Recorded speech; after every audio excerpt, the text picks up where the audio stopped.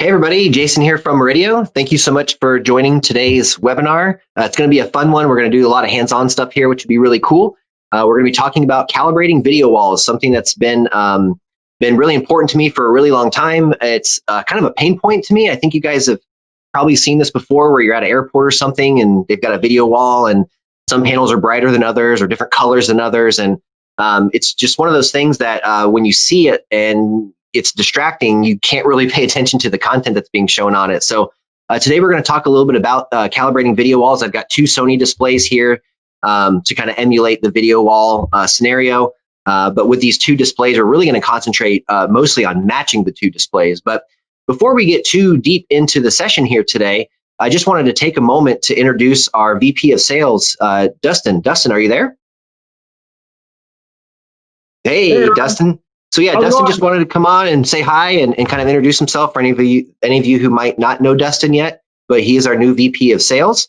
So Dustin, it's great to have you here. Thank you so much for joining and hanging out, and away you go. Yeah, thanks for having me on. So I just want to introduce myself, like Jason said. I'm new VP of Sales over here at Murideo. So if you're calling in, talking, emailing, all that kind of stuff, more than likely you'll be having a conversation with me, which would be fantastic. Need anything, please reach out. We will get out the information for myself and Jason after the fact. We'll email everybody out after this. And of course, this will be on YouTube too. So if you want to rewatch anything, if we miss anything. Well, one big thing is obviously we're all on here for a reason. We're here to see how to calibrate video walls. There's a reason for that. We've noticed that there has been a much greater need, and they've been much more prevalent in different aspects, whether it be residential, commercial. We've seen a lot more things coming in and questions on that. Hence the reason that we go in and make sure that we can help out to the best of our ability to make sure that you have all the tools that you need in order to go out and do so.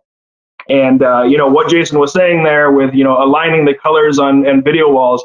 I don't know if anyone's ever gone out and seen one before. Maybe it's in a business, maybe somebody's lucky enough to have one at their home. If the colors don't match, it is an eyesore, and it's really, really hard to get over that. It takes away the wow factor. And, it's not just articulations of the screens anymore. It's making sure that these colors are aligning correctly too, to make sure that we have that wow factor and it's not pulling away from the actual usage of the video wall. So that being said, I don't want to take up too much time, but welcome. Thank you for being here. I appreciate everyone hopping on. And if you have any questions, don't hesitate to hop in there and ask. We'll try to answer the best we can. And if not, I hope to hear from any of you and all of you very soon. Jason, thanks for having me on. I'm gonna hop back and watch, but I'm gonna leave you to do it. Awesome, Dustin. Thank you so much. And as you just said, guys, if you do have questions throughout the webinar today, I'll have the question box open. Dustin will be watching it as well. So feel free to type those questions in. Don't be shy. We're happy to answer any questions that you might have. So with that being said, I do have a few slides to go through just to kind of land some fundamentals and talk about what we're going to be doing today. And then we'll get into some of the hands-on stuff. So let me share my screen here with you guys. And now you should see the PowerPoint. Dustin, let me know if you cannot see it for any reason. We're good to go. Fire away. Okay, great. Sounds good. So again, we're calibrating video walls with Murideo. Just a couple quick tidbits on Murideo. I know most of you who are on the session today, I do recognize a lot of familiar names, so thank you guys so much for coming and hanging out and your continued support. A lot of you probably already know this by now. Some of you that are on the call probably own some of this equipment, if not all of it in some cases. But for those of you who might be new to Murideo, something that we're really, really proud of is our test and measurement equipment. And it's really the basis of our business and really where our company got our start was in test and measurement equipment.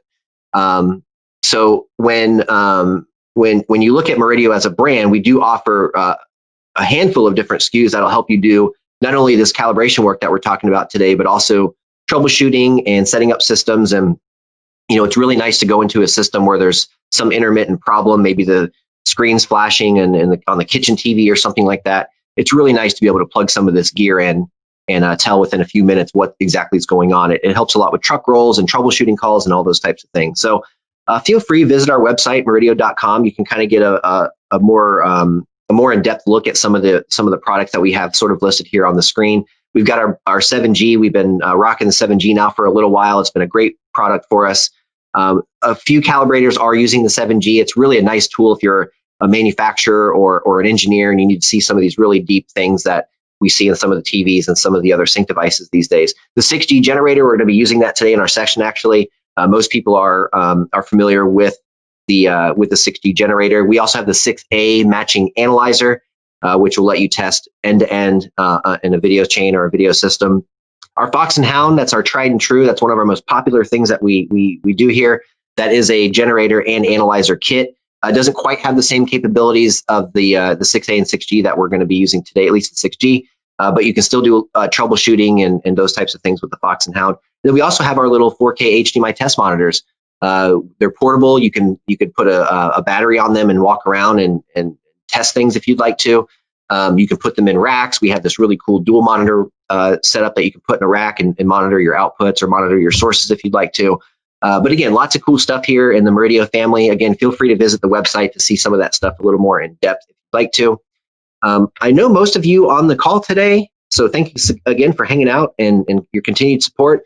In case you guys haven't met me yet, my name is Jason Dustal. I've been with the company now for a few years. I've been in the AV space since I was 18 or 17 years old, something like that. I come from a background of 2-channel audio and home theater and just, my family was into this stuff. My great grandfather was a TV and radio repairman, like in the 80s and 90s. So I had a lot of great memories with him growing up and fixing things. And this is my life. I love this stuff. I started calibrating in about 2007 or 8 and been going strong ever since. Done thousands and thousands of these things all over the place. I do train the class, of course. We do a lot of work with HD-based T. So I went ahead and took that course a couple years ago. So just a little bit about me, guys. If you've worked with me before, you know that I'm an open book. You can email me, shoot me a message anytime if you have any questions. I'm always happy to help you guys. That's my job. So what is calibration?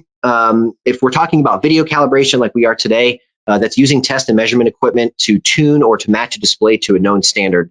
So just as a quick example, just in case you haven't studied calibration very much or if you don't do it, I just wanted to give sort of an intro and just make sure everybody's kind of on the same page. So what you're seeing on the screen right now, on the left side of the screen, the big, what we call the shark fin, if you will, that big shark fin shaped colorful triangle is all of the colors and all of the things that we can see as humans.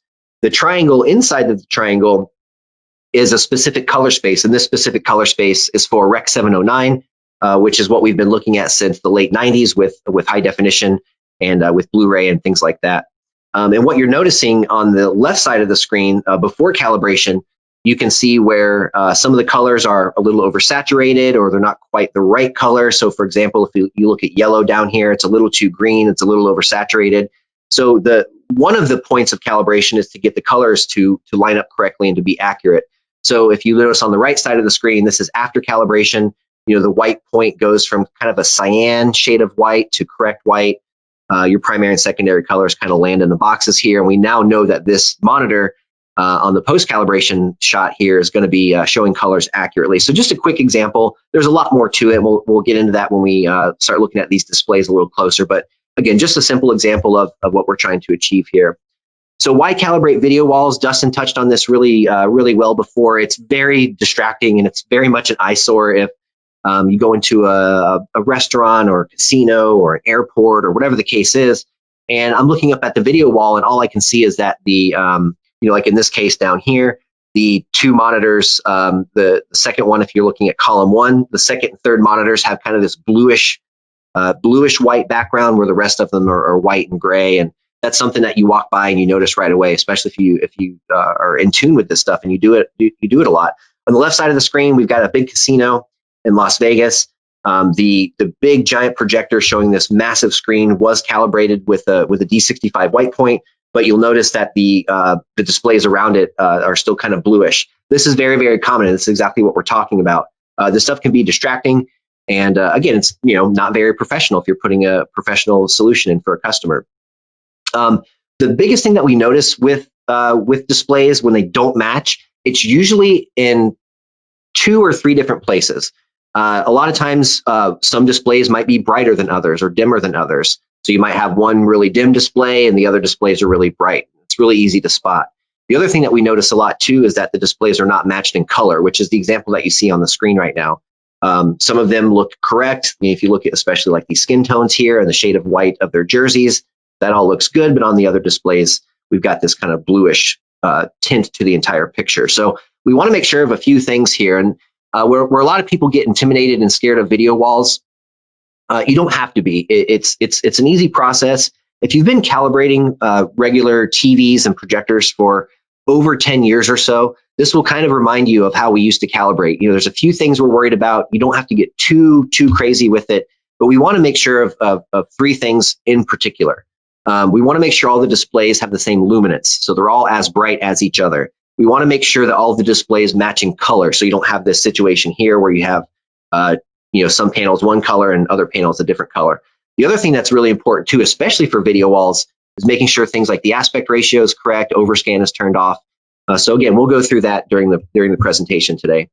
What I'm going to be using today to calibrate these two displays is the Murideo 6G signal generator.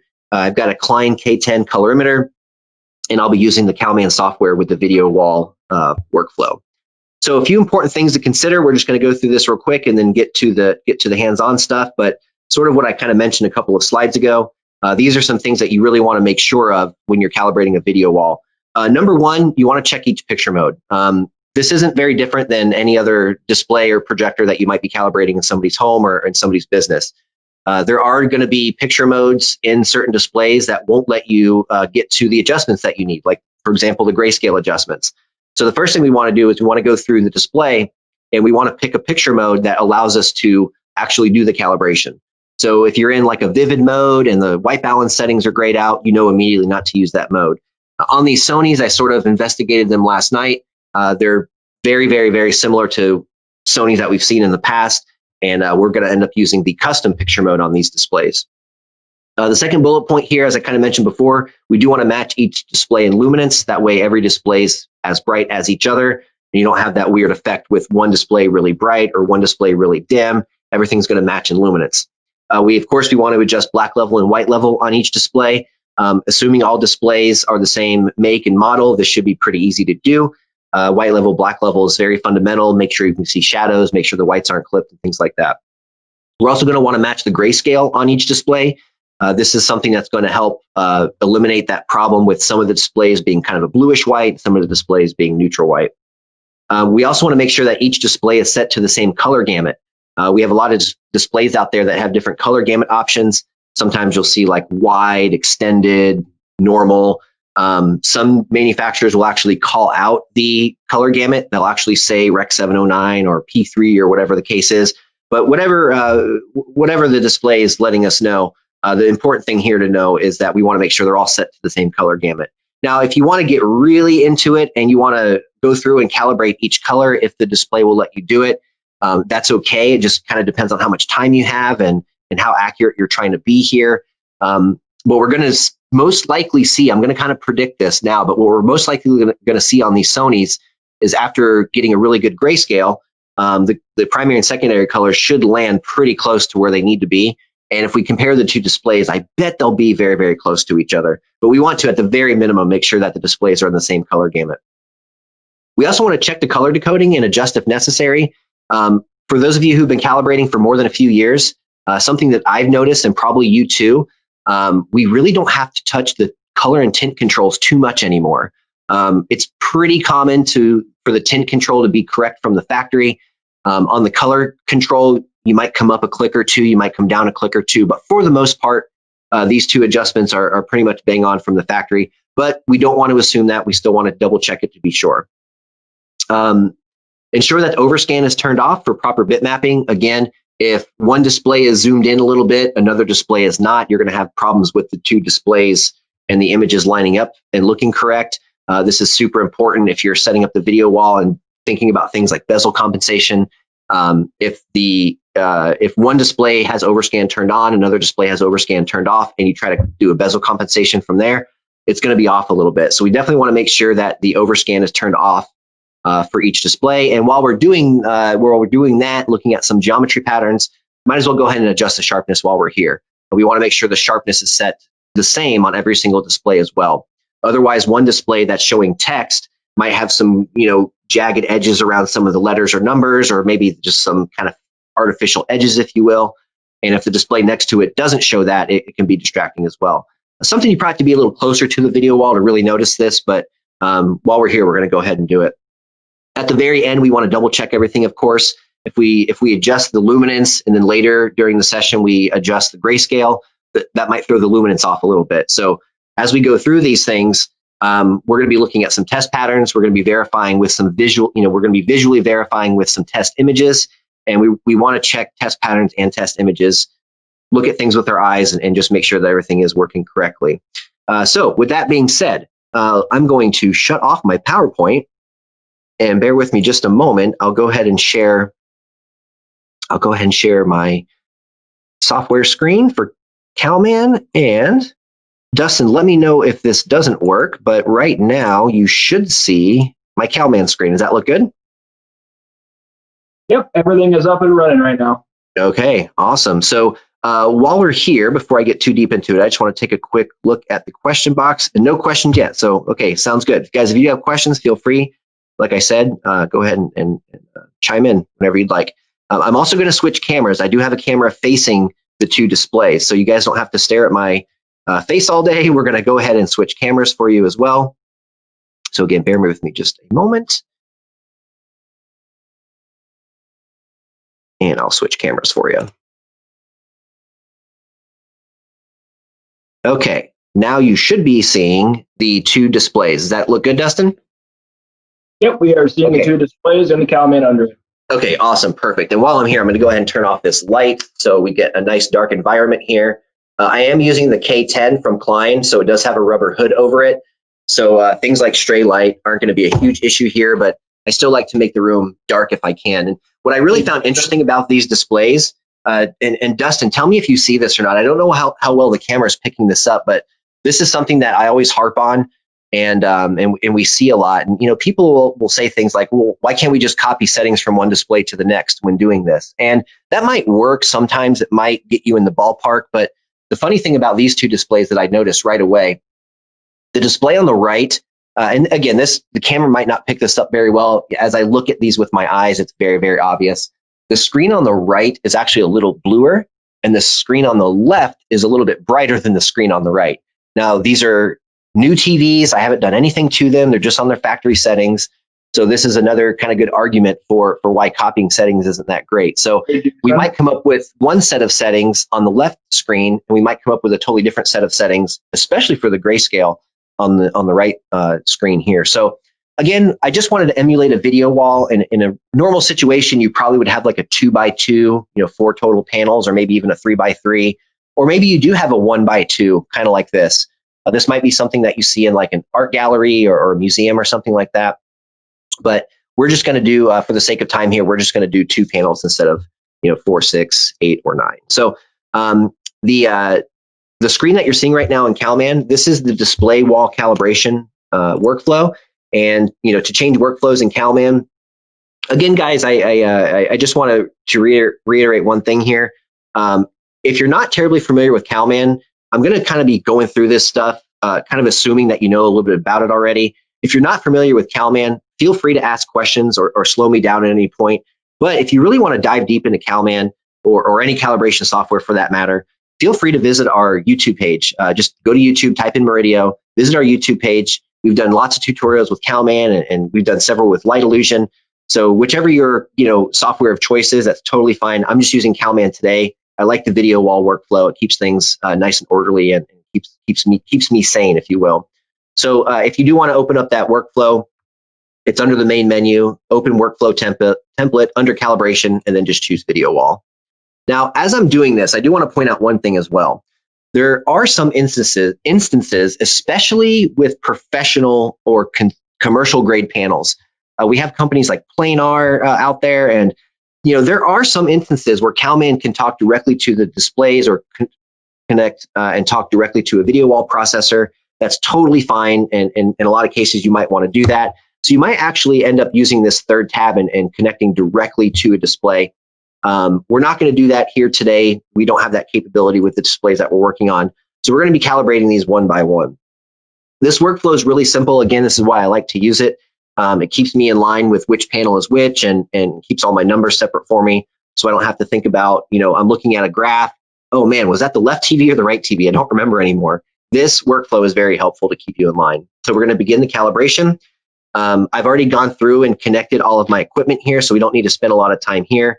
I've got some green lights for my client. I've got a green light for my Murideo, so I know I'm ready to rock here. So we'll skip this page. And on this screen, we're going to let CalMan know exactly what our setup is. So I'm going to click this Set Display System. I'm just going to call this Murideo Lab Video Wall.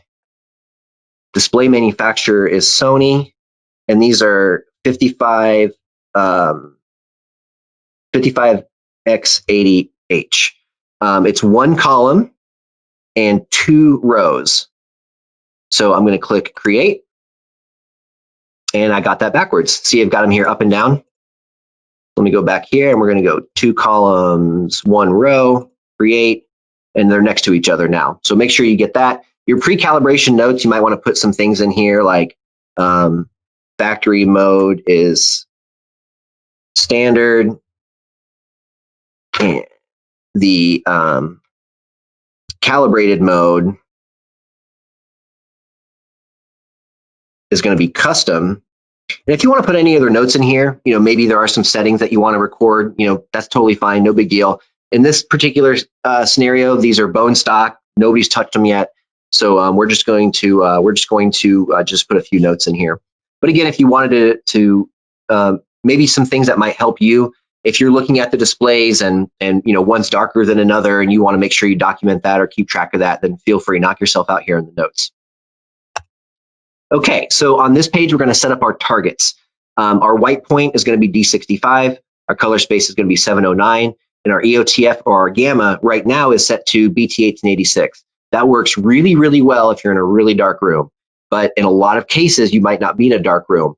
You might have a video wall in somebody's home theater system, and this would work in this case. But in a lot of cases, and most that I can think of at least, the video wall is going to be in a brighter environment, maybe a sports bar, maybe a restaurant, maybe an airport, something like that. So if we're going to be in an environment with more ambient light in the room, 1886 might be a little too aggressive. We might have some problems seeing some dark detail and some shadows. So I'm actually going to go for a 2.2 here in this room. Now the room is dark right now because I turned the lights off, but normally this room does definitely have some lights on. So because of that, we're gonna aim for a gamma of 2.2. So one thing I do want to point out too here, guys, is if you're calibrating a video wall in like a house of worship or something like that, there might be a reason to not use D65. There may be some custom content. There may be a custom white point to show the content correctly, and that's okay. In those cases, you could change your targets to whatever you want. In this case, we're just going to stick with the standard D65 and Rec 709 color space.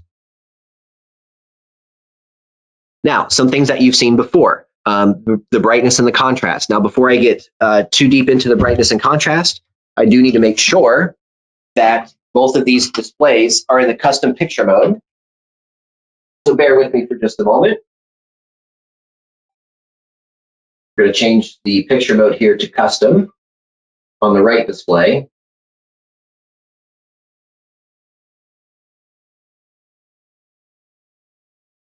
You can already probably see a very obvious difference in the white point. And let's go ahead on the left display, go ahead and put that into custom as well. And one thing I like about the Sony, it seems that I think maybe these remotes might be assigned to the display. I think that might be the case here. And that's nice because my remote for the left display is not changing things on the right display. So that does make things a little bit easier as well. Now, in some cases, like I kind of mentioned before with planar screens and some of the ones that are used in commercial environments, a lot of times you can connect directly to the display and make all your adjustments in this case in CalMan without actually having to use the remote. So a lot of times that can be very helpful as well. So now that both displays are in the same picture mode, I'm going to go ahead and click on my brightness test pattern here. For those of you who've calibrated before, this is no different. We want to make sure that we can see the top row of boxes starting with number 17. You can also look at the number 17 rectangle in the middle of the screen. Either way you want to look at it is totally fine. So I'm going to go to the right display and go ahead and set up my brightness.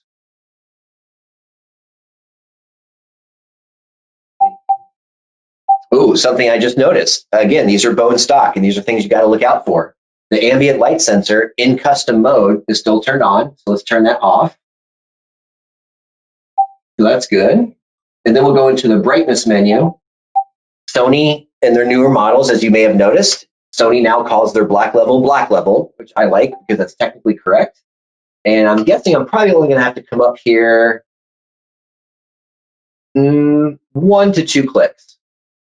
The factory setting for the brightness or the black level is 50. If I come up to 51, I can see 18 a lot easier. If I come up to 52, I can now see 17 just barely, which is obviously the goal. I don't know how well this is being picked up on the camera, so I'm hoping you guys can maybe see a little bit of the differences here. And now we can see box number 17 very easily. So chances are, guys, if you are working with displays that are the same make and same model, which really should be the case for video walls, if I end up with 52 on the black level on the right display, I'm most likely going to end up at 52 on the left display as well. So let's just kind of verify that. I am at kind of an angle here, so I probably will stand up. Let's go ahead and turn that light sensor off so you get a lot brighter. And then we'll go to the brightness control, the brightness menu rather, and find the black level control. And I'm just going to eyeball this from more of a central position. And boom, I come up 2 clicks to 52. I can just barely see 17, which is correct. And when I get rid of the menu on that display, I apologize, there's a big glare right here. I didn't even realize I'll stand in front of it. So now that I'm looking at both displays next to each other, the background is relatively black on both displays. Of course, your viewing angle is going to change that a little bit because it is an LCD screen. But in both cases, if I look straight at each screen, I can just barely see number 17 on both of them. So my black level is good to go. Now we'll flip over to the contrast. And I'm looking at the top 2 rows here, and they're pretty clipped. So let's go to, I've got the left TV remote in my hand right now, so might as well just do that one. We're going to go here to the contrast control, which in Sony's under brightness. So the contrast is at the factory position at 90. So let's lower that a little bit and see if we can gain any more boxes. Now I'm not seeing any more boxes come up, and that's okay because I can see box 235, which in video is really the important one. Now there could be a couple of things causing this. The TV might be in PC mode. I do have the generator set to YCBCR, but I see this a lot with Vizios. And if you ever work on any of the old Sharp LCDs, if you ever have any of those floating around out there, if I turn the contrast up more, then I clip 235, 234, and I clip everything after about 232. So that's definitely too high. But with the contrast actually in its factory position at 90, I can still see box 234, I can still see box 235. And for video, again, remember, that's the legal limit. So as long as we at least see 235, that's really the goal here. Any boxes higher than 235 is just kind of bonus contrast, if you will. If we can't see over 235, though, it's not the end of the world, no big deal. So I'm looking at the left display, I can see 234, I can see 235. I'm looking at the right display, and let's just kind of verify, same thing. And we go to the contrast control under the brightness menu. And yeah, it's about the same. If I turn the contrast down, we're not gaining any more boxes. If I turn the contrast up, we start clipping immediately. So we're going to leave the contrast at the factory position at 90. Okay, good. I'm happy with the white level and the black level on both displays. Of course, we'll double check this again at the end one more time, but for now we can go ahead and click next. Okay, this page right here is going to let us measure both displays. So there's a couple of things here to pay attention to. When we start measuring displays here, we're going to look at these numbers up here, and then we'll kind of have a comparison, display 1 versus display 2, and we'll see how far apart they are from each other. So the first thing I want to do here is, actually, let me pull up, oops, I'm going to pull up a patch here before we start taking any of these critical measurements. The other thing I want to do too is these are LCD panels. So I'm going to change my window size to full 100. That way, if there's any local dimming going on or anything like that, we don't get tripped up here. So now that I've got the patch pulled up, I'm going to click Measure All. And CalMan tells me to put the meter on display number 1. So let's do that. We're going to go to display number 1.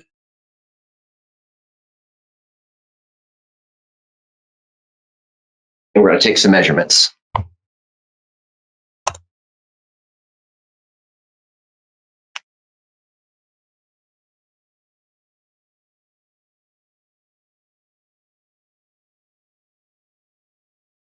Okay, now let's move over to display number 2. And we'll take some measurements on that display.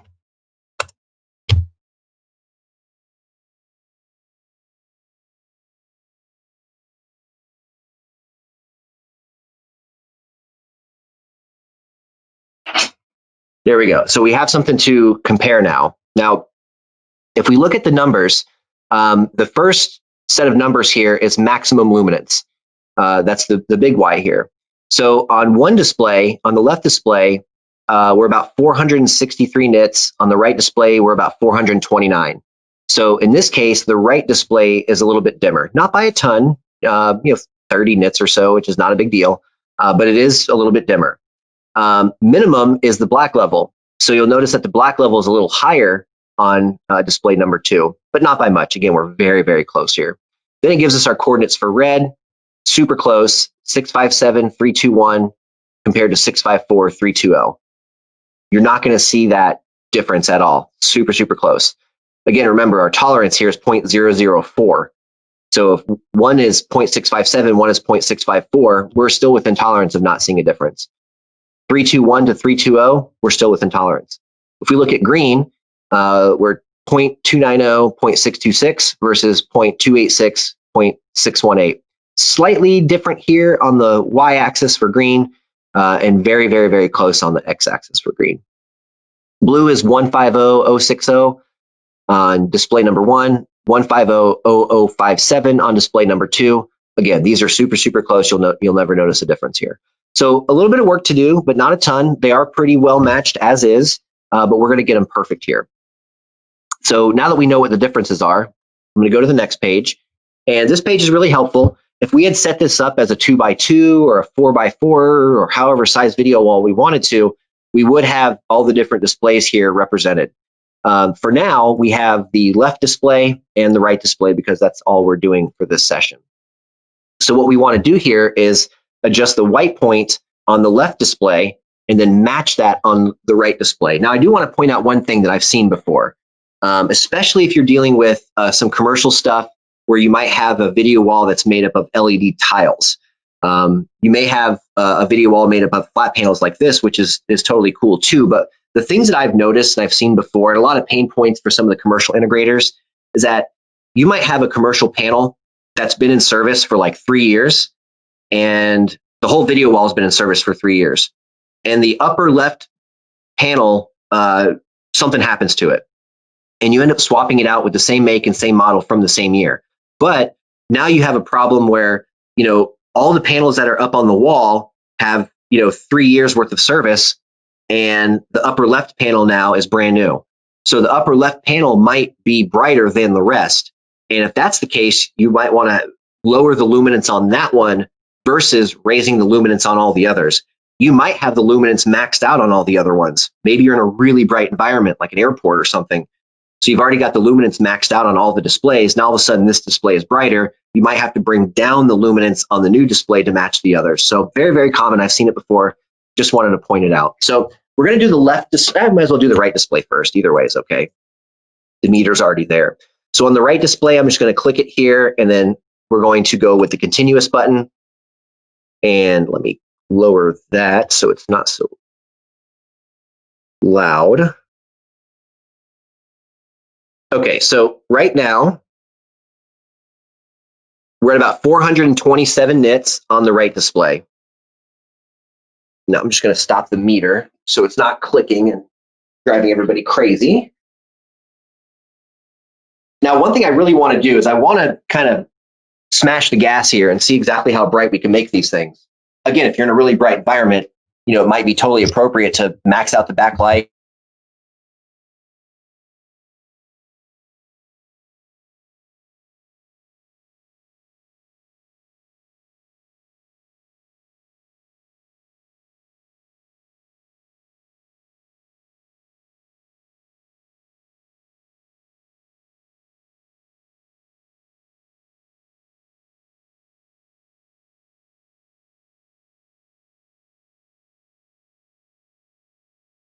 Hey, Jason, if you can hear us, we can't hear you. You lost audio.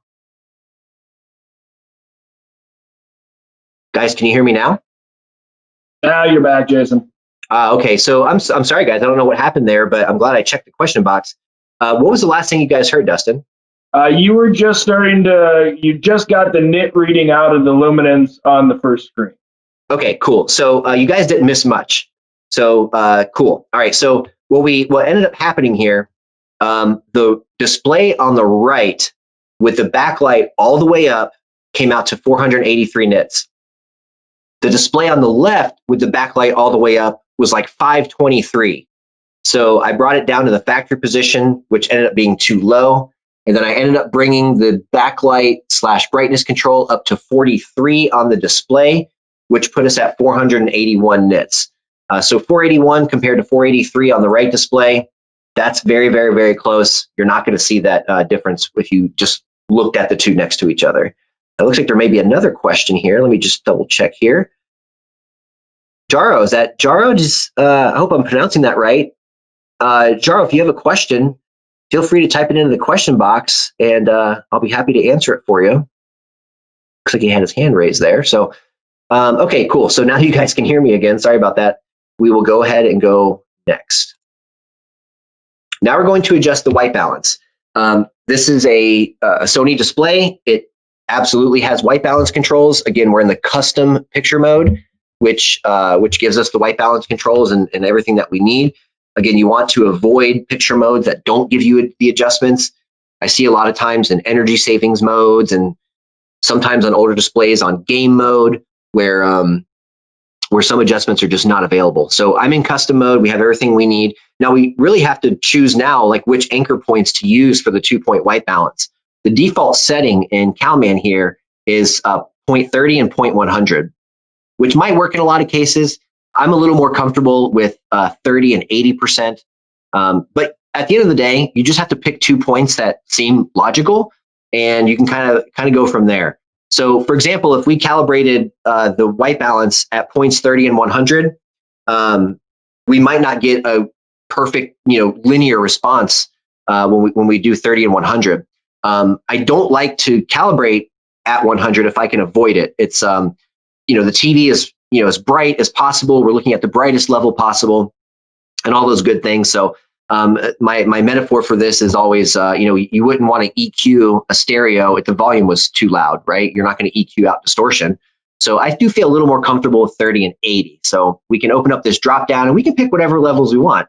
Maybe if 20 and 60 work better, 20 and 80 work better, whatever the case might be, no big deal.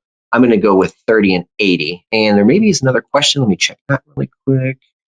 And okay, we're good on questions. Okay, awesome. So I've got the meter on the left display right now.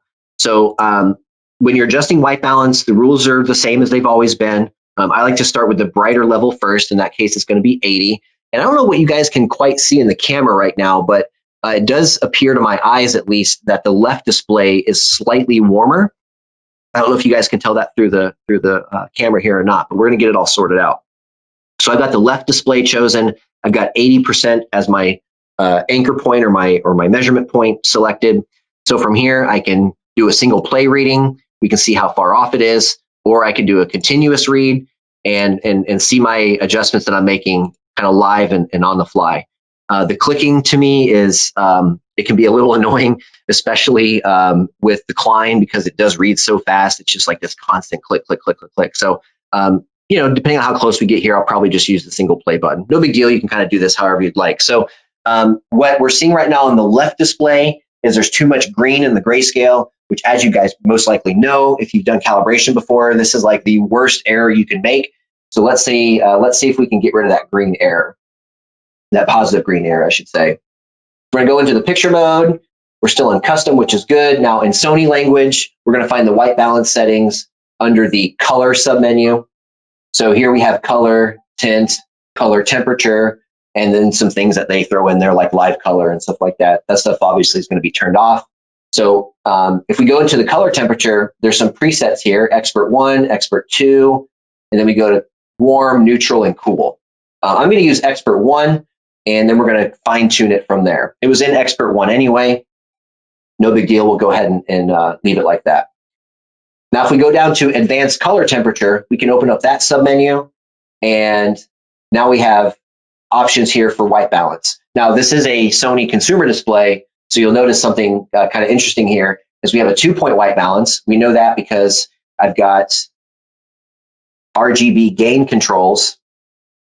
So that's my 2-point white balance. I can also, if I want to get real crazy, the Sony also has a multi-point or a 10-point white balance where you can go through and you can calibrate each point in increments of 10. So 10, 20, 30, 40, 50, 60, 70, 80, 90, 100. Now, in my experience, the Sony displays, if you calibrate using the 2-point, they're usually very, very linear. They're very good at this. So I'm going to start with the 2-point. I doubt we'll have to use the 10-point, but we'll see. But we're going to start with the 2-point anyway. So let's go back into the 2-point adjustment.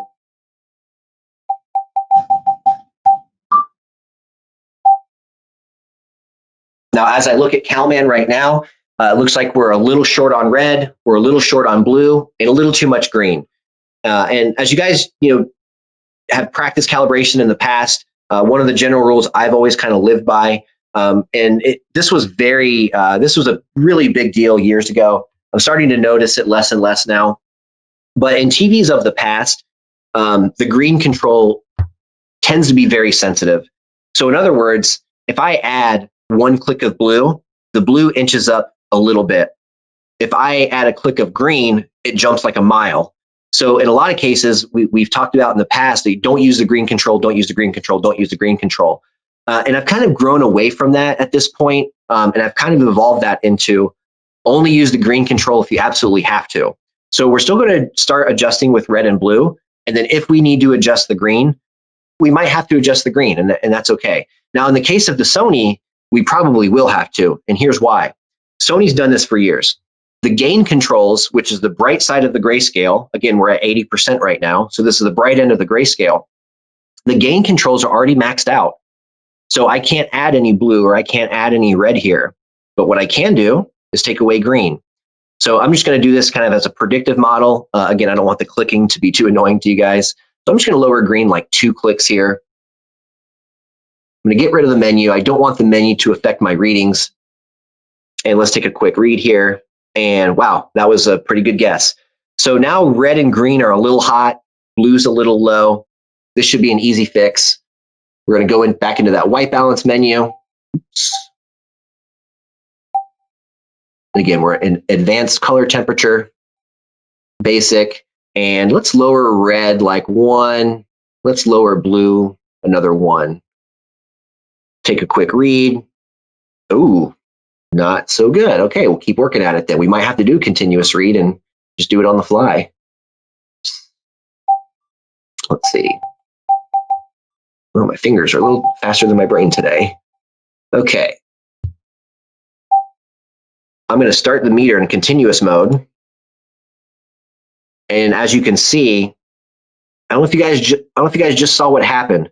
As I started taking continuous readings, the red dropped a little bit. It looked like green bumped up a little bit. So what does that tell me? That tells me that the menu on the screen is affecting the readings a little bit.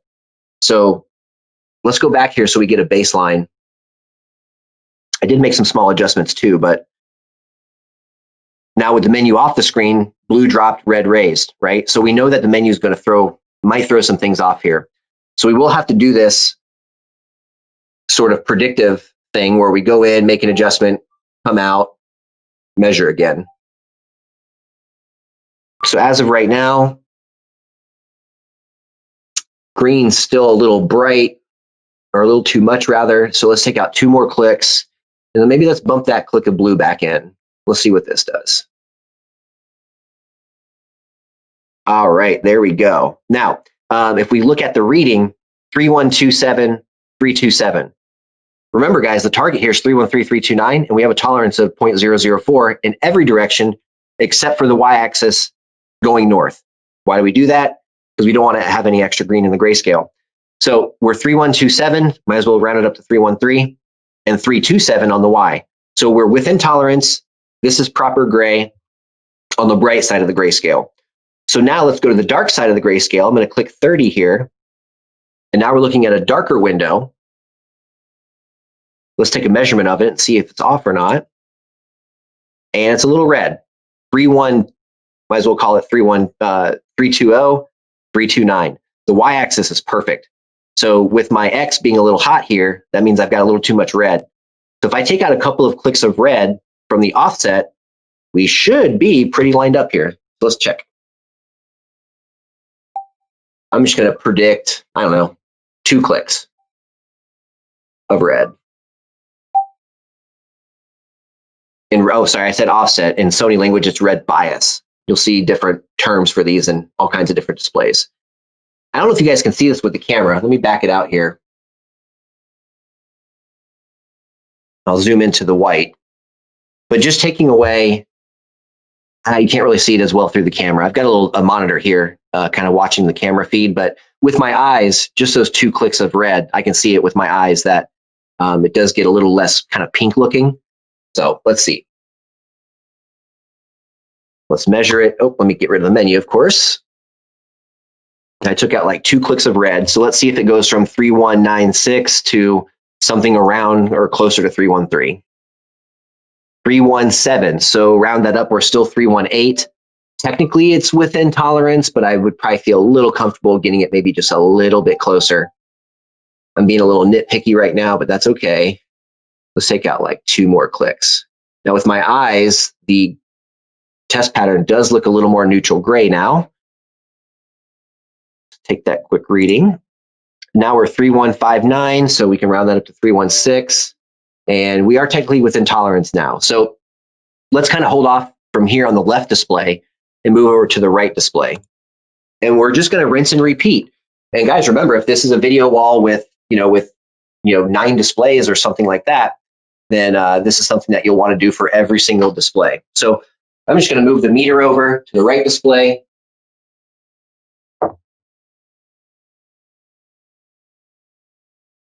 And what will be pretty interesting here is to see the difference between the two. So we had too much green on the left display on the bright side of the grayscale. Let's see what happens here.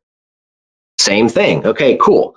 So what I'm probably going to do here is the same thing I did for the left display, take out a little bit of green from the high end, just kind of go from there and see what happens. So let me grab the remote. I'm going to grab the remote for the right display. We're going to go into the picture menu. And let's just make sure it's still an expert 1, just like the left display. So we're not calibrating the wrong color temp. And there's expert 1, so that's good. We'll go down to advanced color temperature, same menu as before. And I'm going to take out like 3 clicks of green. Let's get rid of the menu. Take a reading. And oh, wow, that was awesome. So we're 312, 327. 312, 327. So got kind of lucky there and just nailed it in the first adjustment. So let's go down to 30, aka the dark side of the grayscale. Let's take a reading. And remember, the left display was originally a little too red. Let's see if it's the same on the right display. Same thing. So let's do what we did on the right display. Same thing we did to the left display.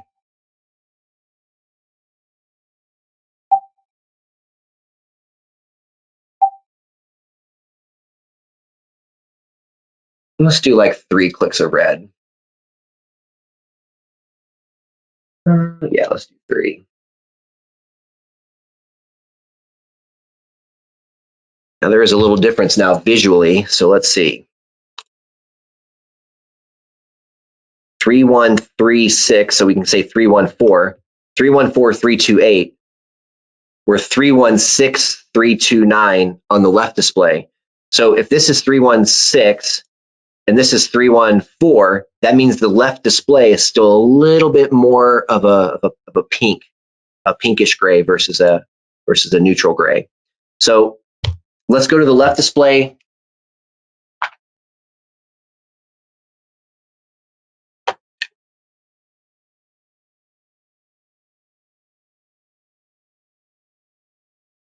On the left display, let's maybe take out another click or so of red. And it does get to a point, guys, too, where you're so close that the meter's not really picking up a major difference, but you always want to eyeball it. So as I'm looking at the 2 displays right now, even though they're pretty close, the right display with my eyes is still a little bit different than the left display. Let's maybe take out like 1 more click of red on that left display.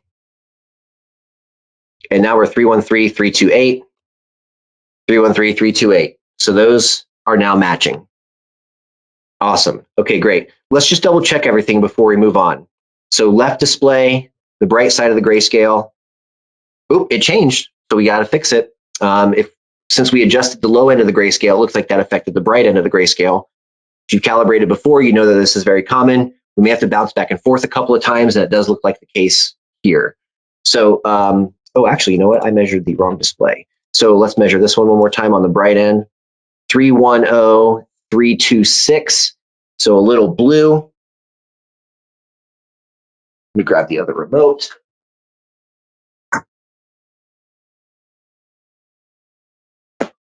And let's see here. I'm going to add into the gain control. Well, I can't add any more red, but I can lower blue. Let's lower blue like 2 clicks. Let's see if that helped. A little bit. We're 312, which is good on the X, but we're 330 on the Y, which means a little too much green. So just to keep things simple here, I'm just going to take away a click of green on the gain. Now let's see what happens here. There we go, 3128, so we might as well call it 313 and 328. So basically a bullseye. Let's double check the low end one more time on the right display. And we're 315, 329, still technically within tolerance. Okay, let's move over to the left display, double check that, and we should be pretty safe to move on from here.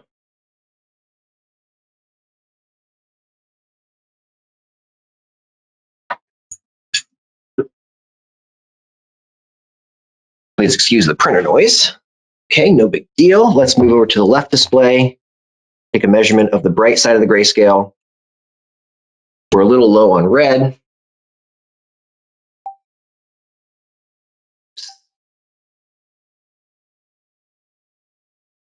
And this is the gain control. So let's pop in a click of red back in, and let's lower green a click, and let's lower blue like 2 clicks. Let's see what happens there. If you've done enough of these, you start getting really good at predicting how many clicks it takes. But it's funny because some TVs are very granular, some TVs are not.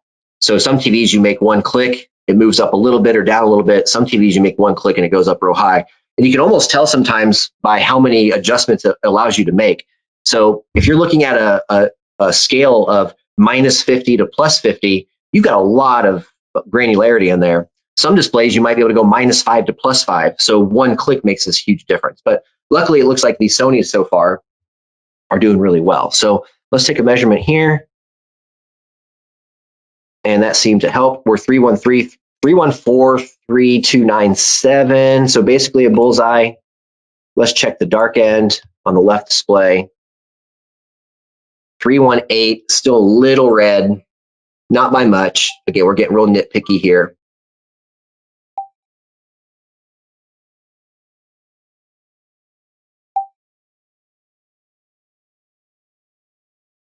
And let's add in a click or two of blue, maybe take away like maybe one click of red.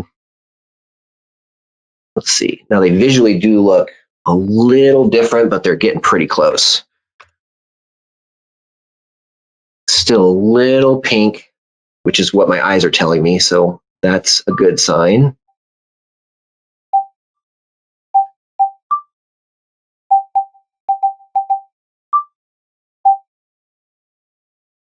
And red bias. Let's come down one more click. All right, now they're starting to look really close to each other. Let's see here. 315, 315, 3297, 328. We're very, very close here, guys. Now, I mentioned before at the very beginning, test patterns are great. We're looking at a big patch of white. That's awesome. But I do want to look at some things to sort of verify. And if I'm adjusting white balance controls, when I think I'm at a point where I'm done, I want to check a grayscale. So I like this 16-step grayscale. It gives us lots of information. You can see the whole grayscale from dark to bright in 16 different steps. And what you want to look for here is just make sure that they all look uniform to each other. It looks like the camera is kind of blowing out the brightest bars on the left display. Not seeing that in real life. It must just be an issue with the camera and maybe the exposure on the camera, the way it's set. But with my eyes, we don't have the contrast blown out on the left screen like it may appear on the camera right now. But my blacks all look neutral. My grays all look neutral on both displays here. So I'm pretty safe here. I'm pretty happy with this. Again, this is a lot of tinkering back and forth, but we're just spending a few minutes on it like we've done. I think we've got it pretty close here. All right, let's go to the next page. And we're going to check the color space. So on this, let's see what the TV has for color space options first. And if I remember correctly, with the Sonys, they usually have it sort of called out. Let's look under the color menu. Okay, it's not there. Sometimes it's under video signal. So color space on the left display is set to auto, which means the TV will put itself into the correct color space based on the content coming in. So if I have my generator or a source set to 1080p Rec 709 and the color space is set to auto, then it'll map to Rec 709 when there's content on the screen.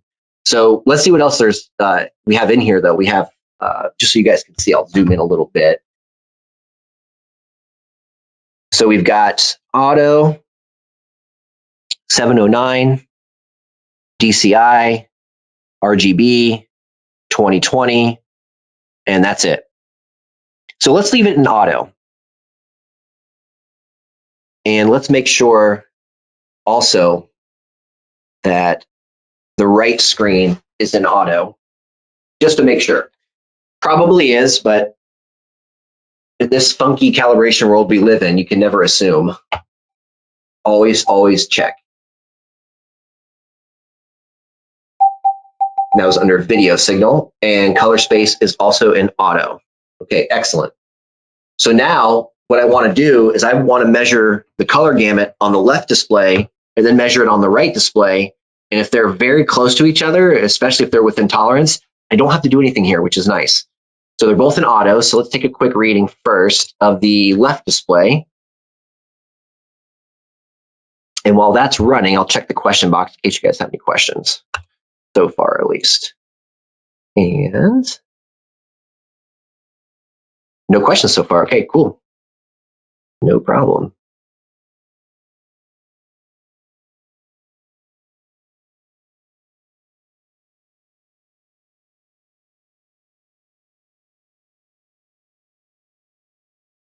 Okay, now if you notice, the white point is basically bang on, which is awesome. We got a pretty good grayscale out of it, at least with the 2-point white balance adjustment, but it looks like things are lining up. Green's slightly oversaturated. Yellow is slightly oversaturated, but it's very close. Red's also a little over. Magenta is good on saturation, might be a tad over, but it's a little blue. And then blue's pretty close. Our delta errors are all fairly low. 2.3 on red, 2.8 on green, 1.7 on blue, 2 on cyan, 2.5 on magenta, 4.5 on yellow, and we're about a 3.8 at 100% white at least. 75% white, red at 2, which is well within tolerance. Remember with delta errors, guys, we want to be under 3, and we're under 3 in almost every case. Red, green, blue, cyan, magenta, yellow. The only one that's out of spec here is yellow.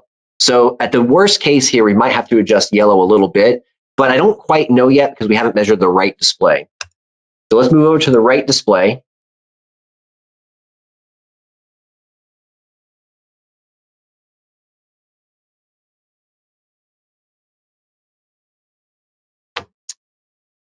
And let's do a read series, and we'll compare the two.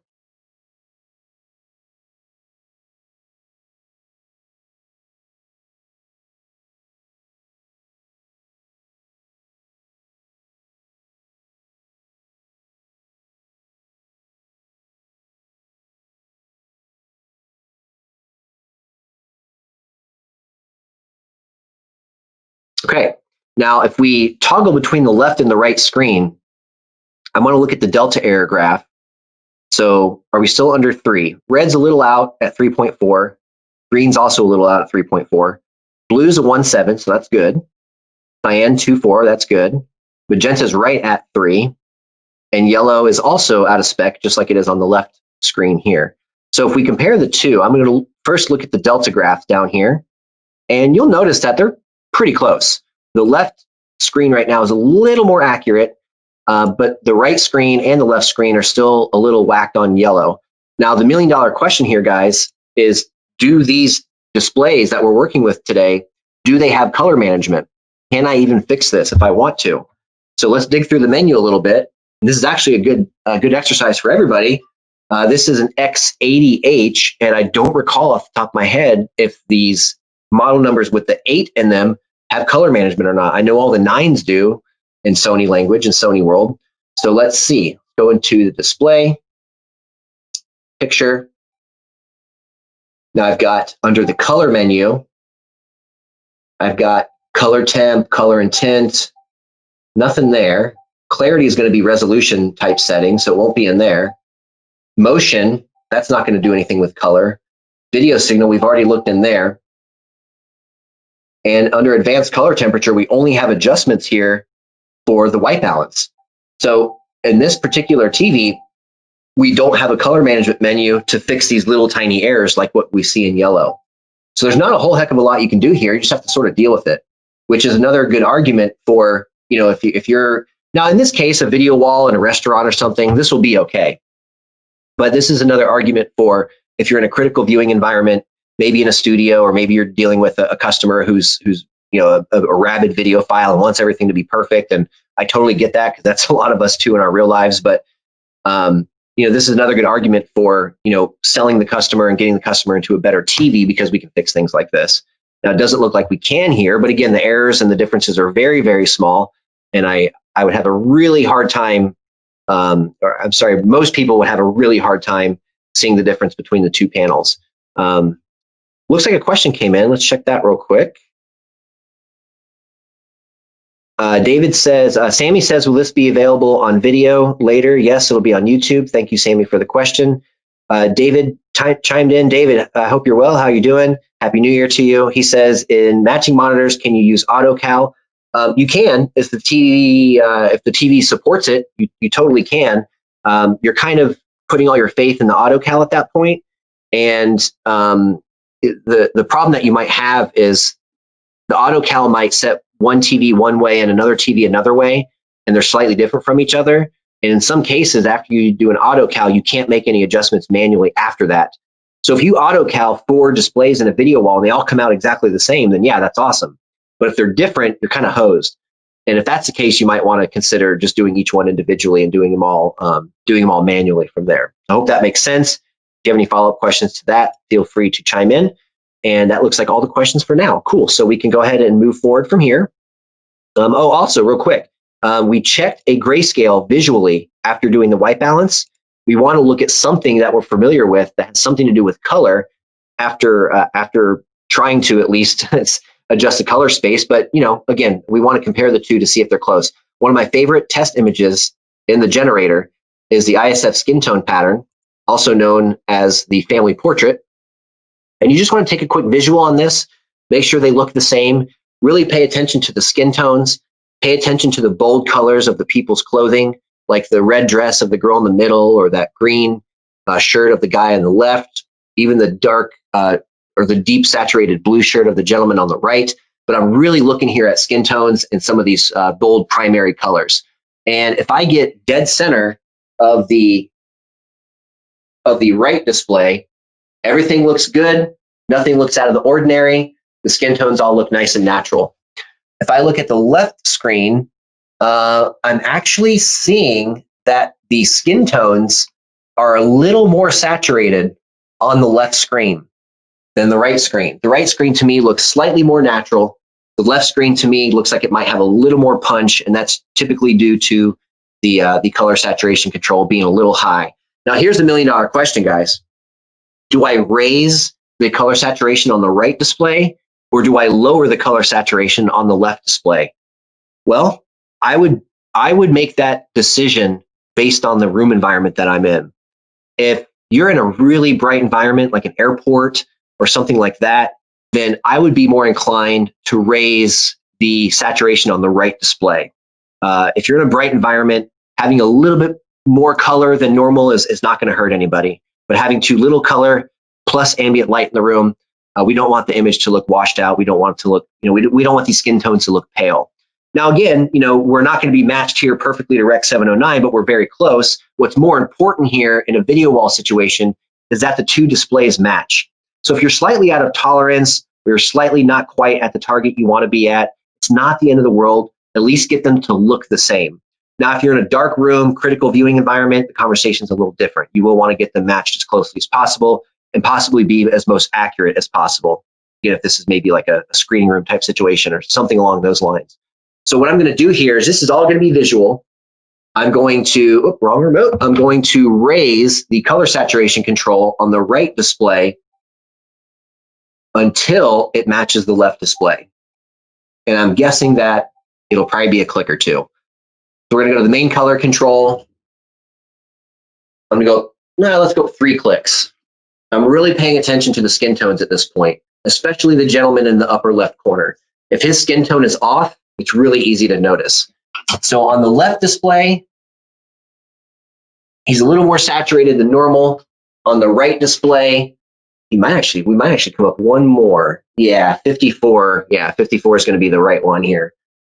I can see details in his jeans, so I know the black level's right. The skin tones all look matched to me now. The primary and secondary colors in the clothing all look matched now. I did have to come up 4 clicks on the color control on the right display, but they all look the same now. Again, I'll repeat this a lot. You probably heard me say this a million times in the past, but this is another good reason why you can't just simply copy settings from one display to another and expect it to be correct. This is a big problem that we see out there. So the skin tones all look good. The color gamuts all look matched. Now we can do some post-cal measurement here, and then we have a report. But the one thing I do want to point out here is there's not a page in this particular workflow to make sure the aspect ratio is correct and to adjust the sharpness. So I'm actually going to do this manually. And I'm going to do that by pulling up the ISF geometry pattern. Just going to be right here. And now we can look at the 2 displays and compare the 2. Now, what I'm looking for here, the display itself, the test pattern on the display, I should say, it makes this nice big sort of diamond, okay? Go ahead and point that out to you here. We've got a big diamond right here in the middle of the display. So what I want to look for here, what's really important, is that I can see the lines coming down here that make the tip on the right side of the screen, the left side of the screen, the upper and lower parts of the screen. If we can see the tip of the diamond and we can see the white line, then we know that the bit mapping is correct, or you can also say that we know that the overscan is turned off. If the overscan is turned on, you're going to see the picture zoom in a little bit, and now the tips of that diamond are going to be chopped off, which is not a good thing, especially if you consider that and trying to do bezel compensation for your video wall processor. You're going to have a bad time. So the overscan is obviously turned off on the left display. It also looks like it's turned off on the right display. So this could be a case of that's how it comes from the factory in custom mode. And if that's the case, then that's awesome. We love that. One less thing for us to do, one less thing for us to worry about. Now, while we're here looking at the geometry pattern, let's go ahead and adjust the sharpness. So on the left screen, we'll do that one first. Let's see where the sharpness is set now. It's going to be under the clarity submenu. The sharpness is at the factory position right now of 50. So if I raise the sharpness control, I don't know if you guys can see this or not. Let's just zoom in to the test pattern. You'll be able to see it a bit easier here. I'm going to zoom in kind of far so you can actually see this happen. As I raise the sharpness control, you'll see some white lines start to form around the little black, I like to call them ruler marks. But if we crank the sharpness up, you can see now that we've got these white halos around all these little lines, and that is no good. That means there's too much edge enhancement. That's going to cause all kinds of problems with artifacting. And here's another thing I want to point out too that almost never gets spoken about. At least I don't hear it ever be spoken about. If you're dealing with a noisy source, like let's say you're streaming something or you're playing an advertisement from a thumb drive and it was really compressed before it went on the thumb drive, very common stuff. If there's a lot of noise in the picture and the sharpness is cranked up too high, it's like putting a magnifying glass on the noise. It's really bad. So it's kind of counterintuitive to people that lowering the sharpness actually makes a sharper picture. So right now we've got the sharpness cranked to max. If we go down to 50, the factory position, it starts to soften up quite a bit. If we go down to 0, things start to look blurry, the lines start to blend together, obviously no good. So we want to get to a point where the lines are straight, but there's also no halos around them as well. And quite honestly, the factory position of 50 really seems to be the winning adjustment here. Again, this just could be due to how Sony set up the custom picture mode. Maybe in the custom picture mode, they said, let's get rid of the edge enhancement, let's get rid of the overscan. And this is obviously a much better starting point than a different picture mode that might have these things turned on and cranked up. So I'm looking at both displays. The aspect ratio looks good. The sharpness also looks good. This test pattern has a nice gray background. The gray looks exactly the same on the left display as it does on the right display. We did get a good grayscale out of the two displays, so I would just go ahead and blame it on that. And now we can look at some post-calibration validation here. So in the notes here, it'll be a good idea to go ahead and list what you did to each display. I'm not going to do it here just to save time, but you guys get the idea. You want to document where you left the brightness, where you left the contrast, what picture mode you're in, what color temperature you're in, what you did to the white balance, things that you may have turned on or off, like overscan. You want to put that stuff in the notes here so it ends up on the report at the end. Or if you wanted to record all your settings on a spreadsheet or a Word document, totally up to you. There's even some calibrators out there who will just take pictures of each menu with their cell phone, and that's how they document the settings. However you want to do it is totally fine, but you should document the settings one way or another. Okay, so we're on the right display now. So let's measure 30. Let's take a quick look at 30. And visually, they all look the same. Both panels look the same. We'll look at 80. And visually, good to go. Red, identical.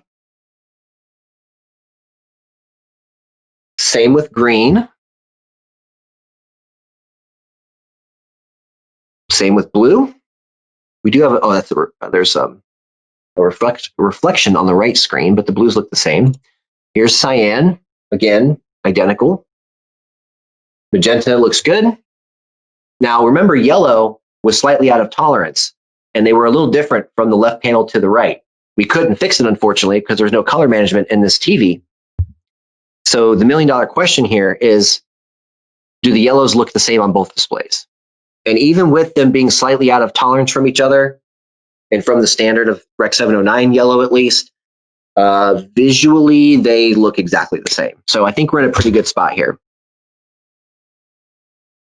Now from here you can report, you can save everything. On the left side of the screen here, if you want the luminance values and the white balance and the color management in the report, you want to go ahead and check all three of these boxes. And then you can name your report whatever you want. You know, I might name it, Murideo Lab Video Wall, like we kind of started off at the beginning there. And from here, guys, what I would do from here is start looking at some content and start looking at some images I know really well, and just make sure that everything does look correct. So with that being said, how are we on time? A little over an hour. I do apologize for that, but this is a little more of an in-depth type of webinar. Let me check the question box. I'm going to go ahead and fire up my other camera here, so in case you guys have questions, you can see me. But if you guys don't have any questions, then we'll be all done for the day.